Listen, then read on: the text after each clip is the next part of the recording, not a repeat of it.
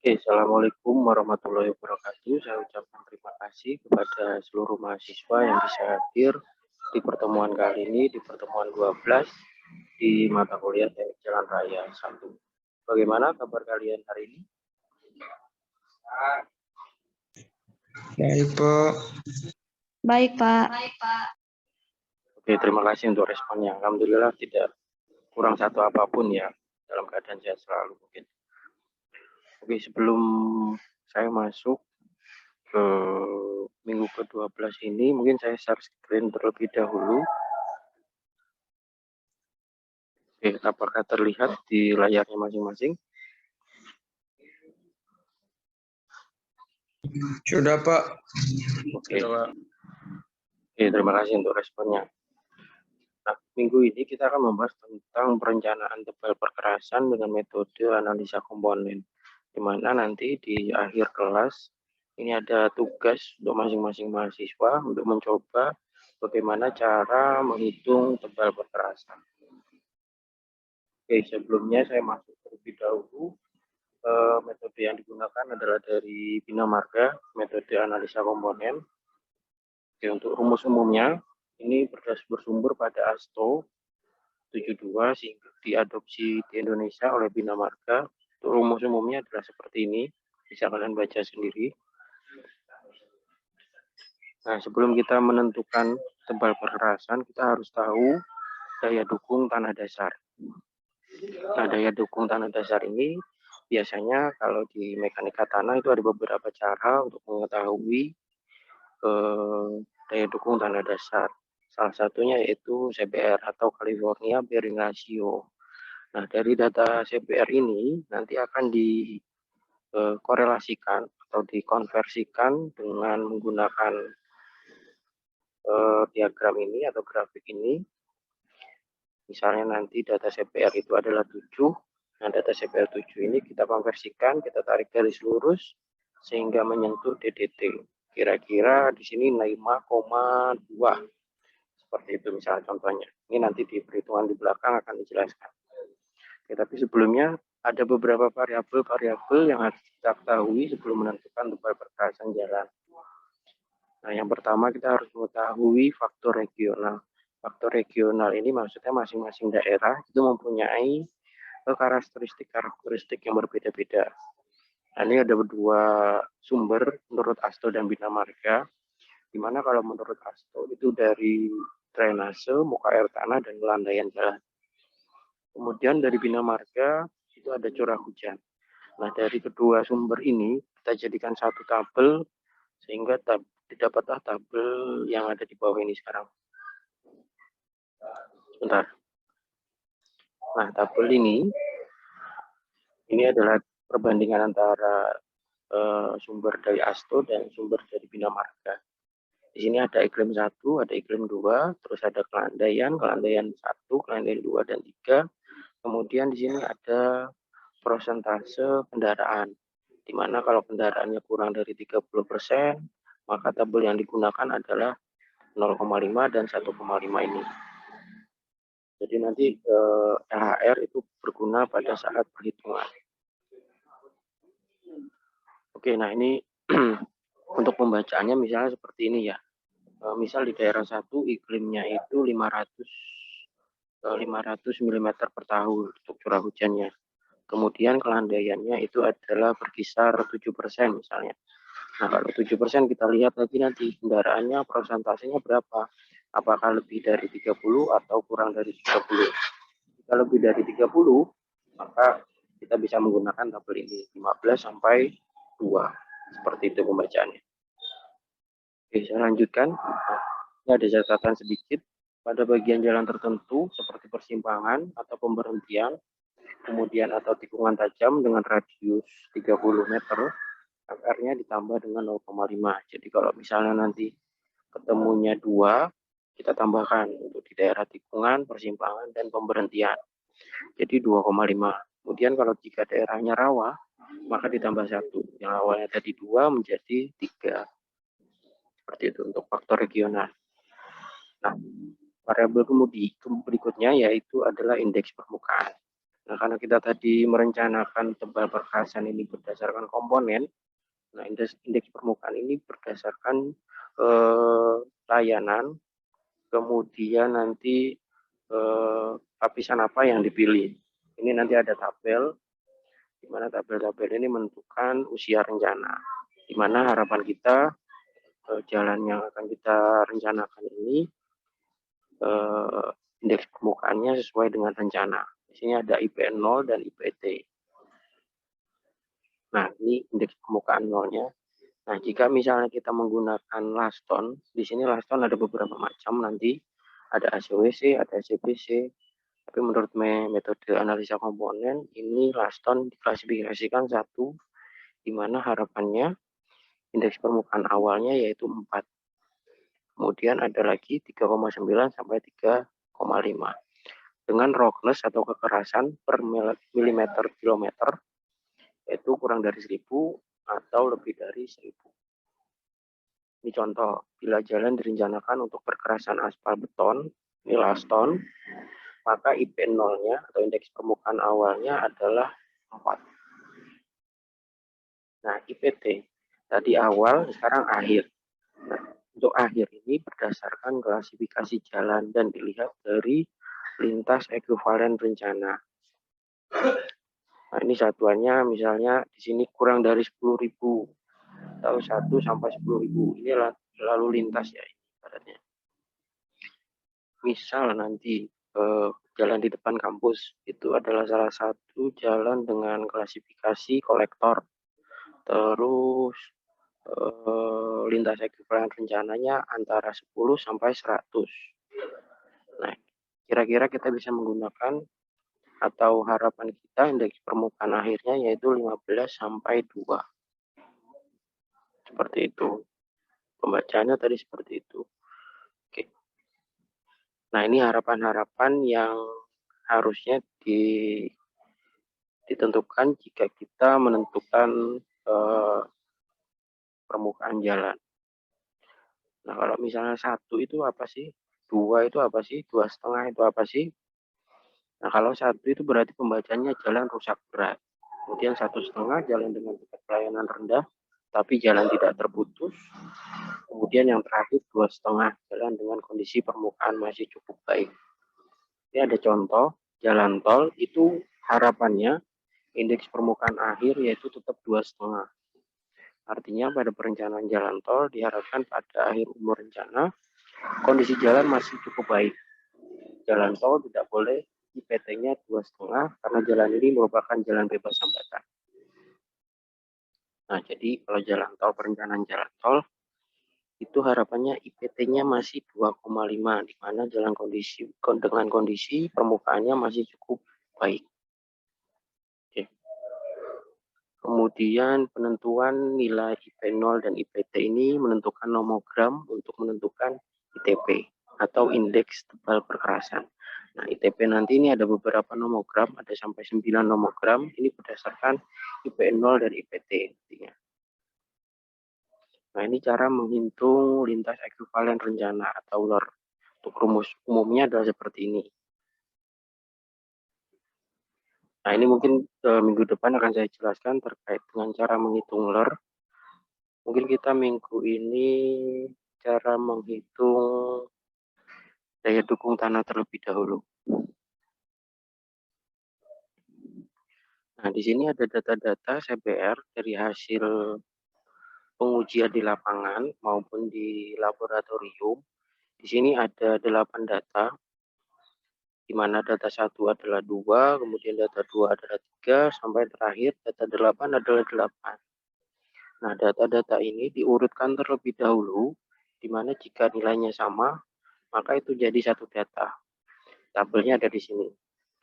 Jadi 2, 3, kemudian 4, kemudian 6, kemudian 8. Nah, nilai CPR ini kita jumlah di tabel berikutnya, yaitu jumlah sama atau lebih. Datanya tadi kan 8. Nah, data 8 ini hanya ada 1. Datanya 2 ini hanya ada 1, maka ditaruh di 8. Ini jumlah data ya 8. 8 titik pengamatan. Kemudian data 3 itu hanya 1 juga, jadi 7. Kemudian data 4 ini ada 4. Jadi 4, 5, 6, 4, 5, 6, 5, 4, 3. Itu datanya 4. Ada 6, ada 5, ada 3. Itu datanya 4. Kemudian datanya 6 ada di 2. Kemudian datanya 8 ada 1. Terakhir 1. Ini tinggal kita kalikan persen sama atau lebih besar. 8 dibagi 8. Jadi 8 ini dibagi dengan jumlah titiknya 8. Kemudian 7 dibagi 8 dikalikan 100. Ketemunya datanya adalah 100,875 sampai 12,5. Nah, dari data ini kita masukkan ke grafik ini.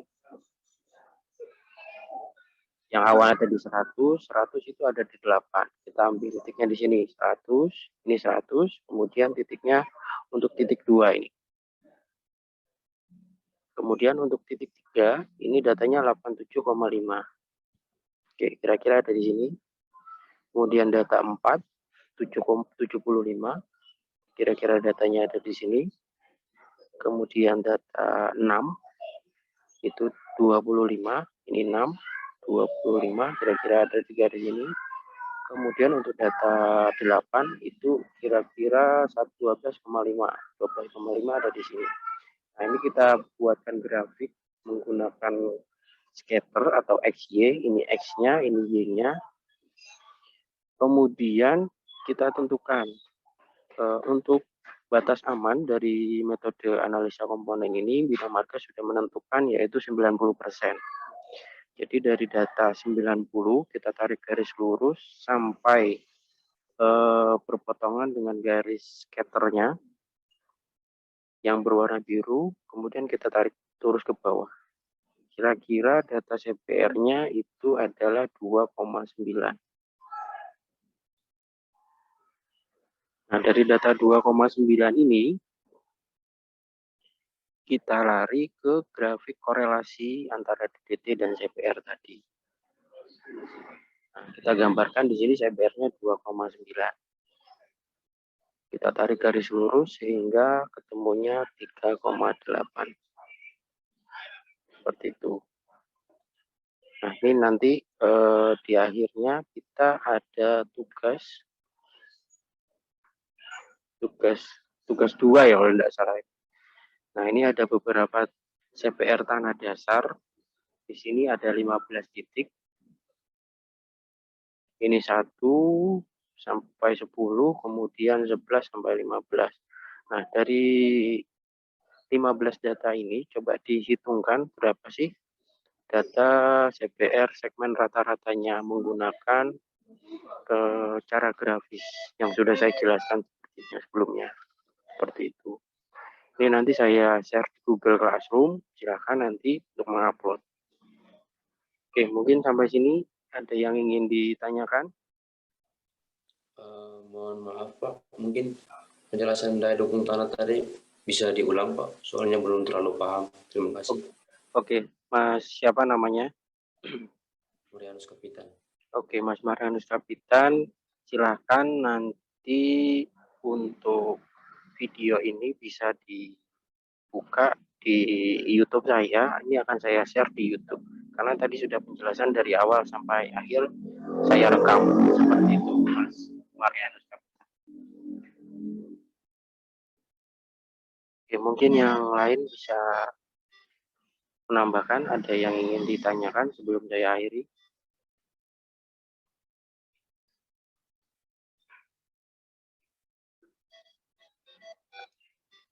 Oh ya Pak, mungkin bisa di scroll up chatnya Pak. Saya mau bertanya tentang daya dukung tanah tadi Pak. Penjelasan yang barusan di ini. Yang di mana, Mas? Terus Pak. Oke, yang ini? Ya ini. Ya Pak. Oke, silakan. Nah, di tabel diurutkan kan ada dibagi 2 tabel Pak. Oke. Nah, kemudian untuk menentukan nilai CBR-nya, itu saya masih belum terlalu paham bagaimana maksudnya tabel dari nilai sibarnya belum terlalu paham cara menentukannya. Kemudian di tabel yang di bawahnya yang berwarna hijau itu untuk menentukan nilai titik aman 2,9 itu caranya seperti apa sih Pak? Seperti begitu. Terima Oke, kasih. Mas Marianus Kapitan. Mungkin ini saya ulang lagi, tapi mohon maaf ya Mas Kapitan, nanti silakan dilihat videonya, karena dari tadi saya sudah menjelaskan tentang ini. Mungkin Baik, Pak. Mas Marianus Kapitan dari tadi tidak menyimak ya. Oke, saya ulangi mungkin ya Mas ya. Jadi ada hasil pengamatan atau hasil titik pengamatan. Jadi laboratorium Maxan menggunakan alat CPR-nya sehingga mendapatkan 8 titik ini. 8 titik ini dari 1 sampai 8. Ini 8 titik dengan hasilnya adalah 2, 3, 4, 4, 4, 4, kemudian 6 dan 8. Nah, nilai ini adalah hasil dari pengujian daya dukung tanah menggunakan CPR, baik itu CPR lapangan maupun CPR laboratorium, sehingga didapatkan nilai seperti ini. Nah, kemudian karena kita ingin menentukan daya dukung tanah, maka nilai CPR ini kita kita klasifikasikan sesuai dengan nilainya. Di mana di sini adalah nilainya ada 2, 3, 4, walaupun 4-nya ini ada 4, tapi di sini tetap ditulis 1, 4, kemudian 6, kemudian 8. Nah, baru nanti kelihatan di sini jumlah sama atau lebih. Kalau nilainya 2 ini hanya 1, ya sudah. Tadi kan jumlahnya 8. Ditulis di sini 8. Ini berdasarkan titik pengamatan. Jadi kalau misalnya nanti titik pengamatannya ada 10, ya sudah di sini ditulis 10. Kemudian data 3 ini hanya 1 di sini. Jadi habis 8 kita tulis 7 sekarang. Semakin turun. Sehingga nanti ujung-ujungnya adalah 1. Kemudian sekarang 4. Nah, 4 ini ada 4. Ini 1, 2, 3, 4. Jadi mulai dari 6, kemudian 5, kemudian 4, kemudian 3. Itu nilainya 4 semua. Kita urutkan. Nah, baru di nilai nomor 2, yaitu 6, titiknya hanya 1. Sorry, nilainya hanya 1 di sini. Jadi di sini ditulis 2. Kemudian terakhir nilainya adalah 8. Kita tulis 1 seperti itu. Ini kita kalikan dengan dibagi dulu dengan jumlah titik, kemudian baru kita kalikan dengan 100%. Sehingga didapat 187,5, 75, 25, 12,5. Data ini kita buatkan ke grafik di bawah. Data grafik di bawah ini sudah kita urutkan di sini. Untuk data nilai nomor 2, ini 2 adalah 100. Nah, ini di sini. Jadi menggunakan kurva scatter atau XY, di mana X-nya itu adalah nilai CPR, kemudian Y ini adalah persentase sama atau lebih besar. Kemudian 3, di sini 3-nya 87,5. Nah, 87,5 itu kira-kira ada di sini. Di titik yang berwarna biru. Kemudian data 4 ini adalah 75. 75 kira-kira ada di sini.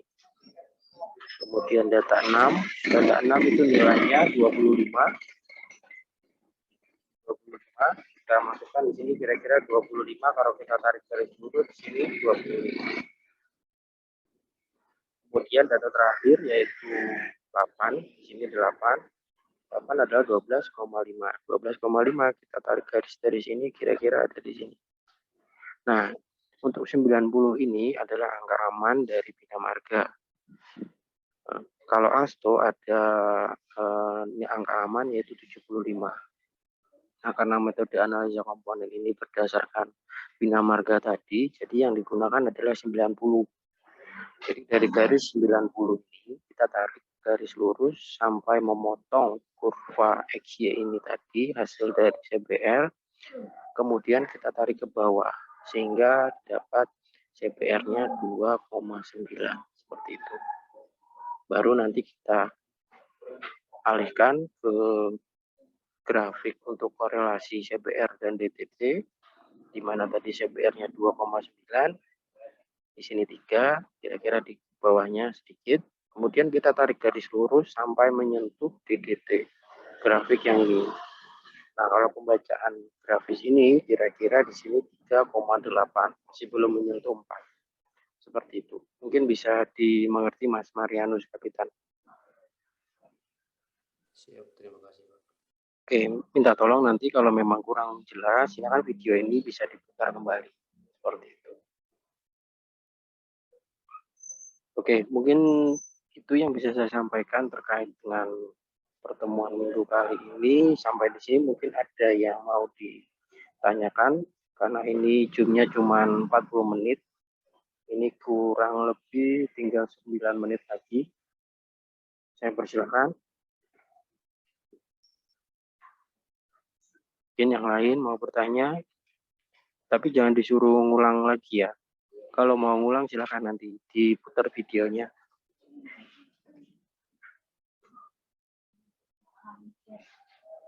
Oke, saya ulangi. Mungkin sampai sini ada yang masih kurang jelas terkait dengan penjelasan saya tadi. Mungkin cukup, Pak. Oke, mungkin coba saya tanya, Mas Roni Tunggu Anggu. Kira-kira penjelasan saya tadi masih ada yang ingin ditanyakan?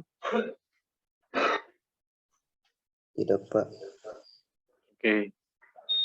Mas Wilfriedus Pahik mungkin bisa. Mohon maaf, Mas Wilfriedus Pahik, minta tolong. Mungkin ada yang ingin ditanyakan terkait dengan penjelasan saya tadi.